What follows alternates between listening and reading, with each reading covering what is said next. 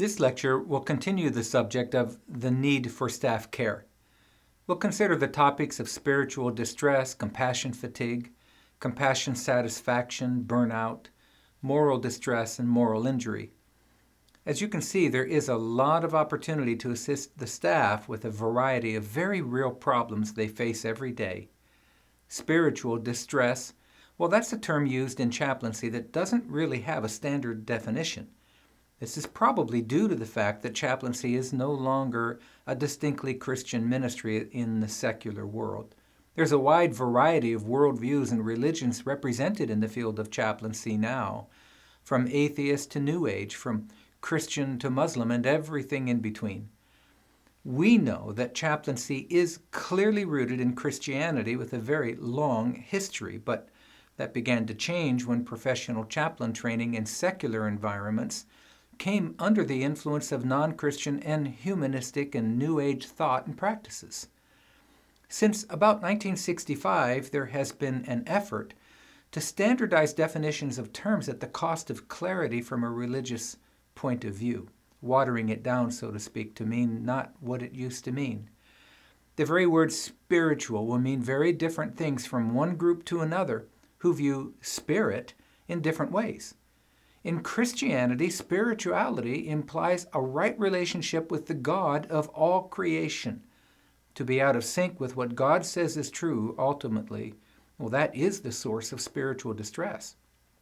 This includes what God says about all He created, including the person that you're offering spiritual care to. And if they cannot see the truth, even about themselves and who or what God says they are, the result will be a spiritual distress and a loss of connection with the divine. Modern chaplaincy and professional education do not see it that way. In many settings, the word spiritual has just become synonymous with the word emotional, as in mind, body, and emotions rather than mind, body, and spirit.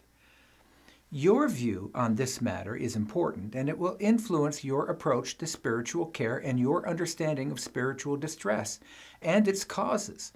It will impact your approach to solutions. Do you know what you believe and why? Can you define your terms? And more importantly, are you able to understand what someone else means when they're using the same word in a sentence as you are? The North American Nursing Diagnosis Association has attempted to define spiritual distress as, and I quote, a disruption in the life principle that pervades a person's entire being and that integrates and transcends his or her biological and psychosocial nature.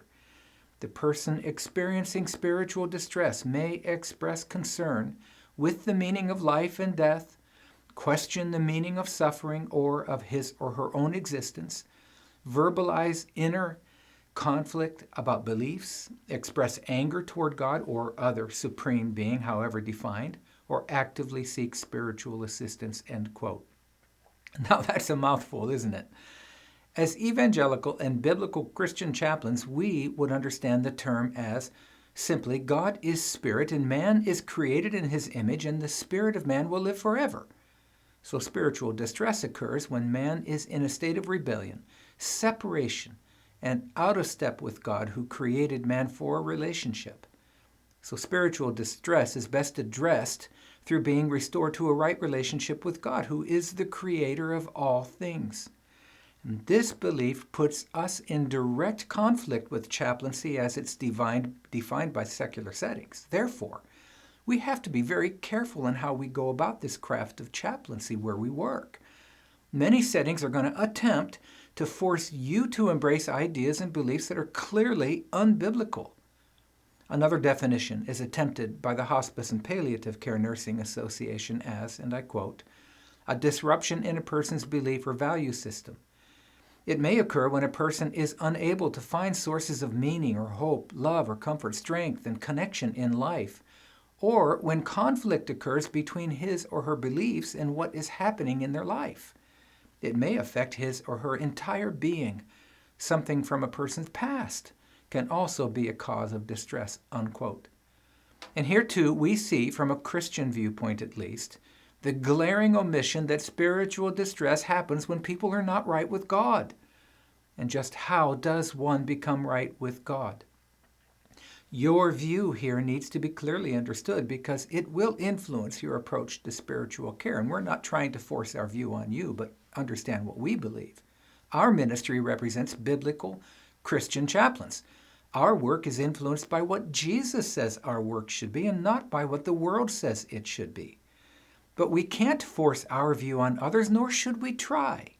Here, we stress the importance of you being clear and precise about your own beliefs and definition of terms, so they can be applied appropriately within your understanding of that word spiritual, regardless of your faith and beliefs. Remember this. Chaplains are keepers of the sacred presence, the keeper of the chapel. And therefore, we practice the ministry of presence and we listen more than we speak. We're genuinely interested in the other person's story and their turmoil. We don't judge them. We don't condemn them, even when we disagree with them. We love them anyway. So we do not proselytize, and we do not have to accept when someone else tries to proselytize by forcing their views on us either. Stay in your lane and stay firm. We serve and we help. We become experts at effective communication. And that's the kind that leads to true shared understanding. We encourage them to talk about things that are not only difficult to talk about, but things that most people won't even give them permission to talk about. We accomplish this through the use of seriously curious questions. And sometimes, the Holy Spirit will open a door for us to share our faith in ways that can provide the only healing that, in the end, will make an eternal difference to that person who is in spiritual distress. Wait for it. Don't force it. Let God open the door. We trust Him to lead the person, and you must refrain from guiding or driving the conversation or pushing it in a direction that you think it should go. Let the person guide you to the place of trust, where they can tell on their problems and feelings and hopes and concerns, and God will do the rest. But how do you measure and describe a person's spiritual distress? Well, several methods are being suggested in chaplaincy today. And just as the rest of the team has clear description of various illness and injury in a hospital setting, chaplains are attempting to create a screening process to identify spiritual distress and quantify it. You can learn from these other chaplains, and you should, but it will be up to you to figure out how to apply these screening tools within your faith and your worldview. You're encouraged to develop your own screening process that offers specific diagnosis of spiritual distress that can be communicated to the interdisciplinary team as needed in language they can understand.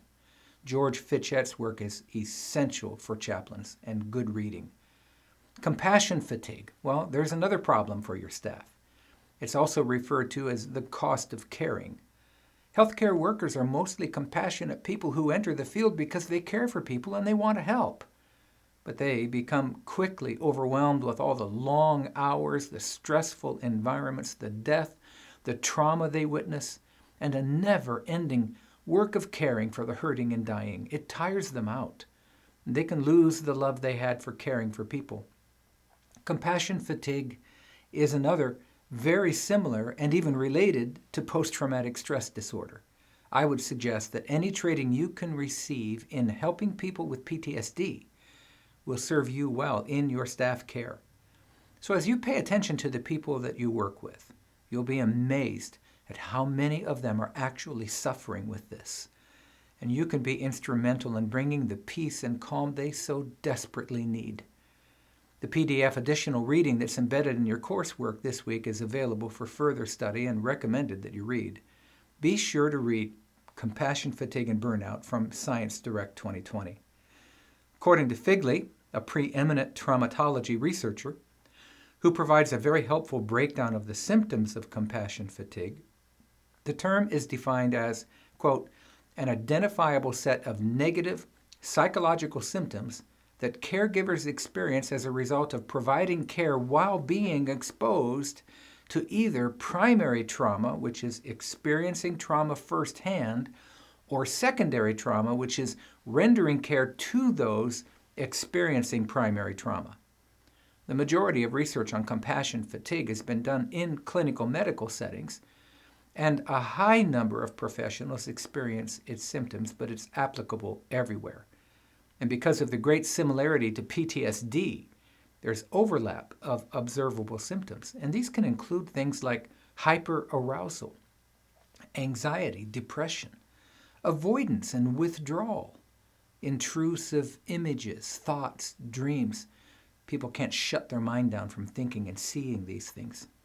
Sleeplessness and reduced concentration. These are all symptoms. The difference between compassion fatigue and PTSD is simple, and it's found in this.